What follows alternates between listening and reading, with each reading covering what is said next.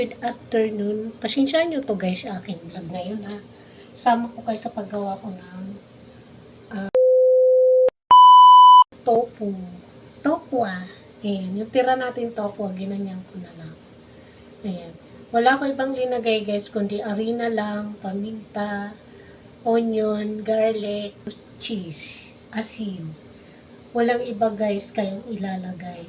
Kung ano lang yun nandiyan sa rep nyo, yun na yung panimpla nyo. Depende sa inyo guys kung gusto nyo nang maglagay ng itlog. Ako kasi guys, di na naglagay. So, for the go na yun guys. Ayan, nagbibilog na ako nitong mayroong toyo. Oyster sauce. Wait lang ha, magkuha pa ng cheese. So, ito guys, yung cheese. Galing pa to sa tito niya. Hindi ko alam kung pwede pa to. Gawin ko na lang guys. Palaman ko. Sayang kasi. Galing pa to sa ibang bansa siguro guys. Malaki man to. So ayan. Lagay ko siya dito guys. Kasi ibang version naman ang version. May nalalaman pa siyang version. Ayan.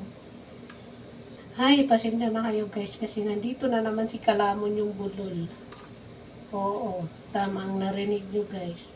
Si Kalamon na bulol. Bulol man tayo, kaya ayan.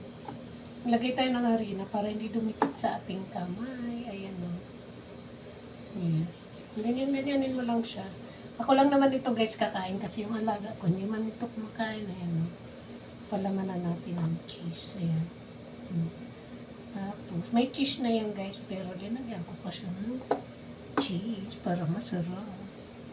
Ay, may linagay pala ako dito guys ng Knorr cube. Half lang. Kasi may asin na, may oyster sauce. Diba? Baka mag-alat. Ayan na siya. Bilog na siya. Kahit wala yung itlog guys. Basta yung kamay nyo guys, may harina lang. Para hindi dumikit. Yung ating tokwa sa kamay natin. Ganyan ba? Importante guys, malinis yung kamay nyo kahit kayong kakain kasi kayo din. Kakain kayo ng maruming kamay nyo tapos kung ano-anong ginawa ka nyo. So, makakain nyo yung germ. Diba? Germs! May germs na si Kalamon nyo nalalaman. So, ayun guys. Wait nyo na lang kaya ako mag-cooking kasi mahaba na naman tong vlog natin. Diba? Tayo nyo lang ako magbilog-bilog nito ha. Wait lang. Ganyan lang guys. Bilog-bilogin mo lang yan. Para ka lang binibilog ng jowa mo. Walang ganun. Uy! Si Kalamon nyo kung ano-anong nilalaman. Uy! Wait nyo ako. So, yun lang guys. Thank you so much for watching. See you and God bless and good morning.